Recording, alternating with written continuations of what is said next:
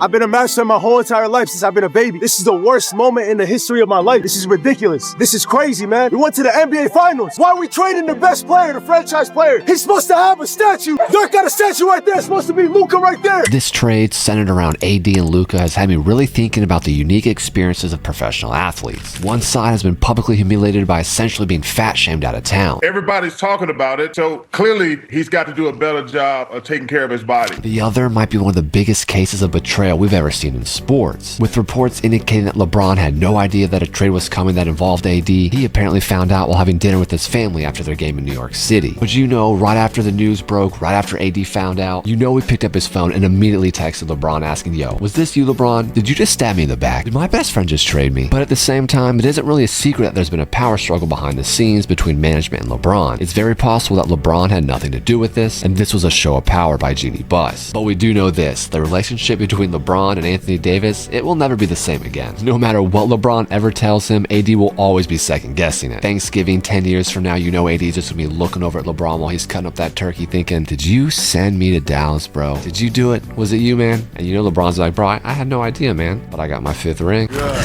That's one less loose end.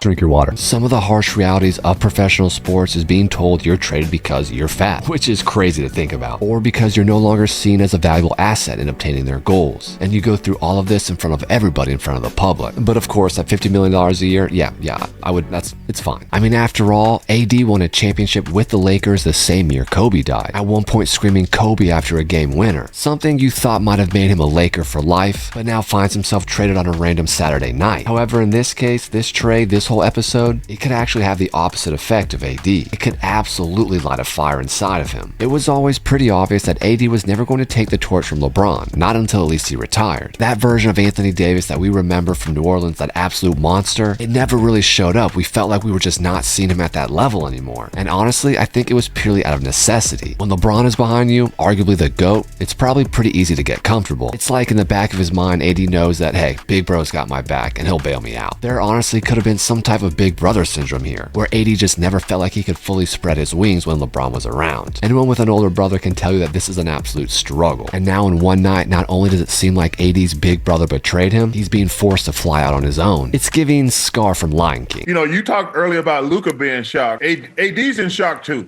He's probably playing the best he's ever played. And to get that call in the middle of the night that you've been traded, like he had, like I say, man, I think both guys got to be in shock. But honestly, this trade gives Anthony Davis the chance to fully cement himself and his legacy. There might not be another player in the league that would benefit as much as AD would by winning a championship this year. AD should actually be pretty grateful for this opportunity. Maybe though, I mean, probably not. No one wants to leave Los Angeles. Almost every one of my channel's viewers is not subscribed to the channel. Do me a huge favor and hit that subscription button. We're trying to get monetized. My dog and I. But in the end, this trade could absolutely be appreciated by both these players considering the direction both their franchises were going. The construction of that Mavs team before the trade was just too weak on defense. So when you swap out Luka for AD, you're going to get an immediate boost on your defense and you're not really going to lose all that much on offense. And I know I'm going to get crucified for saying this, but again, I think we're forgetting just how much of a monster AD can be on offense. There's a very good chance we're going to see absolutely insane numbers out of AD moving forward. We really forget just how good he was because he was second fiddle behind LeBron. So even though the Mavs did get to the finals last year, most would probably agree there's very little chance that happened again this year. The Thunder, Nuggets, Grizzlies, Rockets, those hibernating Timberwolves, and the Clippers getting Kawhi back while already being a 6th seed, that should be illegal. They're about to be an absolute problem. As I'm editing this video, it just makes me realize how many injury-prone players there are in the NBA right now. I mean, this is a serious issue. Joel Embiid, Anthony Davis, Kyrie Irving, Paul George, Kawhi to Zion to Ben Simmons. It really makes you appreciate players like MJ, Kobe, LeBron. It really seemed like they were always on the court, always available to play. But if AD can stay healthy, he's now coupled with another player who's on the exact same timeline as he is, and is the perfect complement to his play style. AD proved in New Orleans he can carry the load of a team. He proved in LA he can help win a championship. And now in Dallas, he can prove that he can drive the team to the championship. As for Luka, he's going to get that massive market that he's been looking for. Players like Luka, players that have been stars from such a young age who have pretty much seen success from the very beginning, they're destined for the bright lights. I'm not really sure why, but I've always had this weird feeling that Luka was going to end up in Los Angeles. Whether it was because of how much he talked about his love for LeBron, or because I watched his GM literally take a beer from his hands while he was celebrating getting to the finals for the first time in his life, that's when I really felt like the relationship there was pretty much over. That did not seem like a partnership, a healthy relationship. That felt like a parent scolding their child. And no player, no adult at that level of skill with that much self-respect is going to put up with that, especially not in front of the cameras. It really is hard to imagine being happy, being in a relationship or partnership with a person that doesn't even trust you enough to think that you can drink after you get to the finals. But it's these types of situations that makes you realize that sometimes in life, people just need a breakup to make them realize or appreciate what they've had. So when the next great opportunity comes along, you don't take it for granted. And there's no doubt, the reports of Luka weighing 270 pounds are kind of concerning. If you look at his upbringing, his journey to the NBA, he's always been royalty and someone who seemingly doesn't have to work hard to be at their best. His talent has absolutely carried the load most of his life. It's one thing to be born talented. It's another to learn how to develop your skills using that talent, so when the time comes when your talent's diminished, and then in turn when your talent fades, your skill keeps you relevant. A perfect example is Zion Williamson. Zion really never had to learn discipline of not having to eat whatever he wanted or continue whatever lifestyle they pleased, simply because their talent was at such a level they never really had to sacrifice. And knowing how Luka looks up to LeBron, this is really a once-in-a-lifetime opportunity for him. This will give him a chance to learn from arguably the greatest athlete in all of sports history. Nobody treats their body better than LeBron treats his own. Luka doesn't need to spend $2 million a year at the level that LeBron does. He just needs to learn enough or develop a lifestyle that allows him to come back to the NBA training camp not out of shape, so when the NBA season starts, he doesn't have to use the NBA season to get back in shape. Not to mention, being in shape will help Luka minimize the type of injuries he's been getting. Nobody knows Luka Doncic better than the Dallas Mavericks. And let me tell you something else, Greg. This thing is not going to be smooth in LA with him and LeBron, because both of them want the ball 100% of the time. You know, I told this story. I wasn't getting to play my first year in the NBA, and Moses Malone pulled me aside. He told me I was fat and lazy. And I cried, Greg. I ain't gonna even lie. I cried, but I was fat and lazy. And Moses took me under his wing, and I lost 50 pounds and became a Hall of Fame basketball player. Nobody has been capable of telling Luka that. And just like Luka, AD has a once-in-a-lifetime opportunity as well. He can now drive a fully loaded team into the playoffs and have a chance at winning a title. A lot of players get the chance to drive the bus, there's no doubt about it, but not many players get to drive this type of bus, and AD should be grateful. Let me know in the comments, what are your thoughts on the trade? Do you think both these players should be excited? Do you think Luka's going to get it together? Do you think he'll use this as motivation to get in shape? And do you think AD and Kyrie can actually lead them into the playoffs? Can they make a deep playoff run? Or is the NBA just rigged and the Mavericks were forced to give Luka all the way to the Lakers because they need ratings to go up and we need Celtics versus Lakers in the finals? Yeah, that's what happened, right? And then lastly, but not to be forgotten, are the fans, specifically the children. Your boy